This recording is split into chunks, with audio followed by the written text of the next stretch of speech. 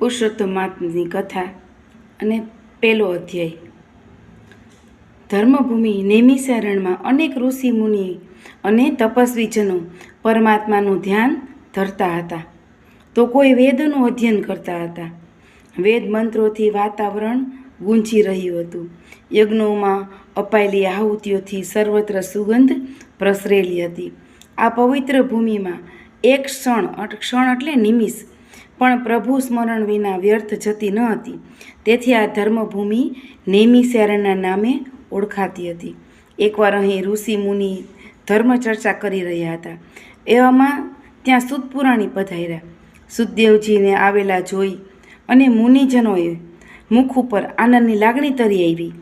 એને એનો આદર સત્કાર કરી એને યોગ્ય આસન આપ્યું અને નિવેદન કર્યું કે હે સુખદેવજી, આપના શ્રી મુખેથી અમોએ અનેકવાર કથા દ્વારા ધર્મ અમૃતનું પાન કર્યું છે. તેથી અમારી અનેક પ્રકારની શંકાઓ નાશ પામી છે. અત્યારે સંસાર સમુદ્રમાં અનેક લોકો ડૂબકા ખાઈ રહ્યા છે. તેઓનું કલ્યાણ થાય એવી કોઈ કથા અમને કહો. સૂતપુરાણી બોલ્યા કે હે ઋષિઓ, હું હમણાં આર્યાવર્તની યાત્રાએ નીકળું છું. હું પહેલાં પુષ્કર તીર્થમાં ગયો, ત્યાંથી મથુરા, પ્રયાગ, કાશી અને ગયા ક્ષેત્રમાં થઈ અને બદ્રિકાશ્રમમાં ગયો.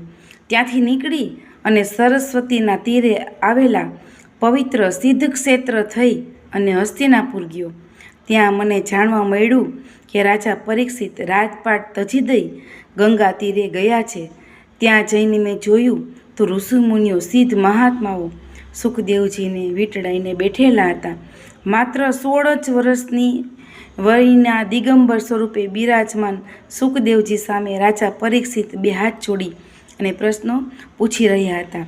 સુખદેવજી તેની શંકાનું સમાધાન કરતા હતા. સુખદેવજીના પરમ હિતકારી વચન સાંભળી રાજા પરીક્ષિતની મુક્તિ થઈ. આ જોઈ અને હું અહીં આવ્યો. આપ સૌ ઋષિ મુનિઓ અને તપસ્વીના દર્શન કરીને હું કૃતજ્ઞ થયો. ઇતિ શ્રી બ્રહ્મનારાદીય પુરાણમાં સુખદેવજીની પધરામણી નામનો પહેલો અધ્યાય સંપૂર્ણ.